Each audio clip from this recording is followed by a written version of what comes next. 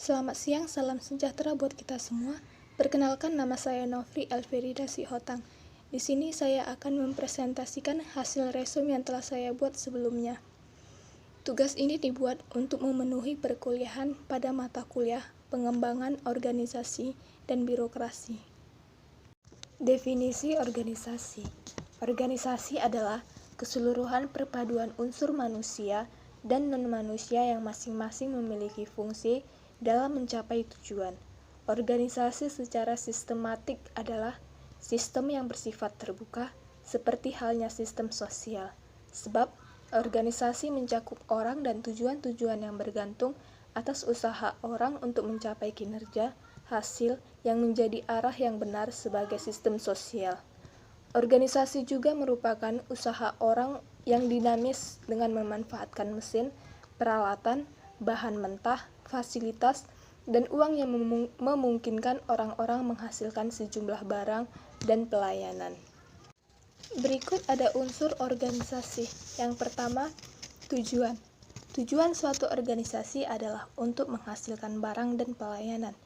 Organisasi non-profit sebagai contoh, menghasilkan pelayanan dengan keuntungan masyarakat, seperti pemeliharaan kesehatan, pendidikan, proses keahlian, dan pemeliharaan jalan. Bisnis menghasilkan barang konsumsi dan pelayanan seperti mobil, perumahan, peluang rekreasi, perhotelan, lembaga keuangan, dan sebagainya. 2. Pembagian kerja. Esensi suatu organisasi adalah suatu manusia.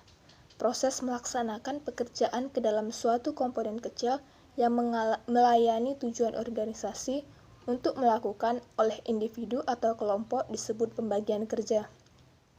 Pembagian kerja ini berlangsung untuk memobilisasi organisasi dalam pekerjaan banyak orang untuk mencapai tujuan. 3. Hierarki kewenangan.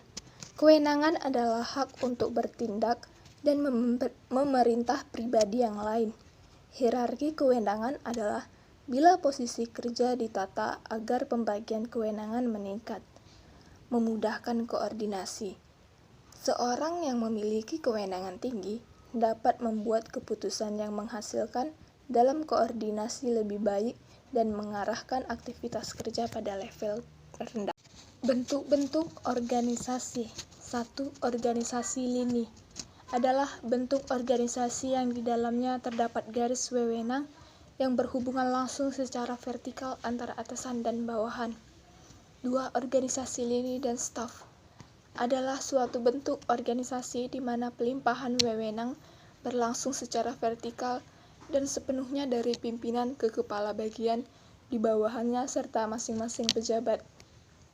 3. Organisasi fungsional adalah suatu organisasi di mana wewenang dari pemimpin tertinggi dilimpahkan kepada kepala bagian yang mempunyai jabatan fungsional untuk dikerjakan kepada para pelaksana yang mempunyai keahlian khusus.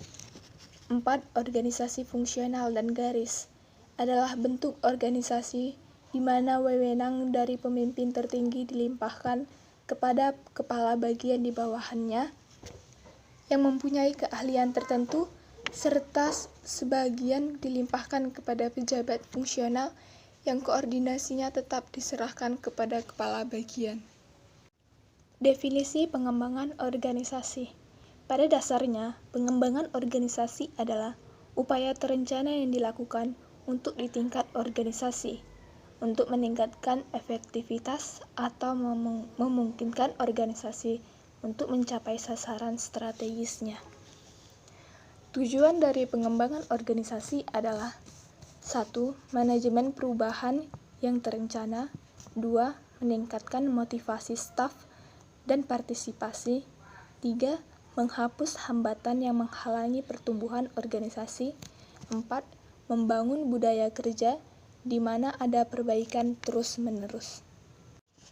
Keuntungan dari pengembangan organisasi. Pengembangan organisasi membantu organisasi untuk 1. Memiliki motivasi. 2. Menyediakan produk dan layanan berkualitas. 3. Meningkatkan profitabilitas, mengurangi biaya dan pemborosan sumber daya. 4. mempromosikan inovasi dan fleksibilitas. 5. Mencapai kepuasan dan loyalitas pelanggan. 6. Meningkatkan efektivitas dan efisiensi. Definisi birokrasi. Birokrasi adalah suatu prosedur yang efektif dan efisien yang didasari oleh teori dan aturan yang berlaku serta memiliki spesialisasi sesuai tujuan yang telah disepakati dalam sebuah organisasi atau instansi ataupun lembaga pemerintahan.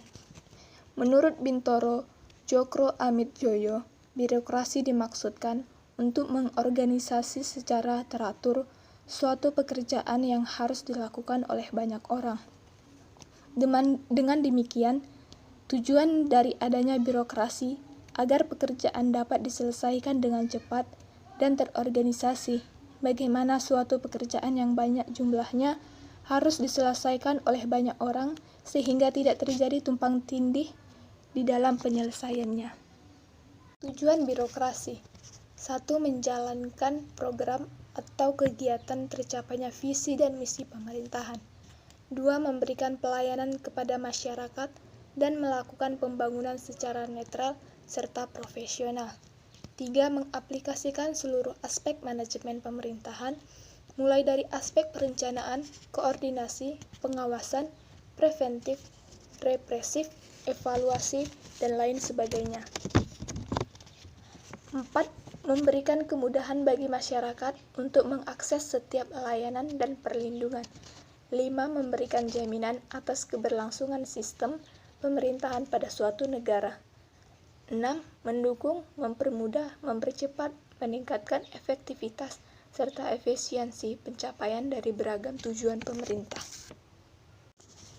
Fungsi birokrasi. 1. Sebagai pelaksanaan administrasi. Fungsi utama birokrasi adalah mengimplementasikan atau mengeksekusi undang-undang dan kebijakan negara.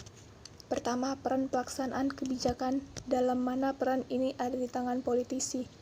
Kedua, peran pelaksanaan kebijakan dalam mana peran ini ada di tangan birokrat. Sebab itu, kerap disebut bahwa suatu rezim pemerintah disebut dengan administrasi. 2. Sebagai nasihat kebijakan. Birokrasi menempati peran sentral dalam pemberian nasihat kebijakan kepada pemerintah. Ini akibat birokrasi merupakan lini terdepan dalam implementasi suatu kebijakan. Mereka adalah pelaksananya. Sebab itu, masalah dalam suatu kebijakan informasinya secara otomatis akan terkumpul di birokrasi-birokrasi. 3. Sebagai artikulasi kepentingan. Dalam tindakan keseharian mereka, birokrasi banyak melakukan kontak dengan kelompok-kelompok kepentingan di suatu negara. Ini membangkitkan kecenderungan korporatis, dalam mana terjadi kekaburan antara kepentingan-kepentingan yang terorganisir dengan kantor-kantor pemerintah atau birokrasi. 4. Stabilitas politik.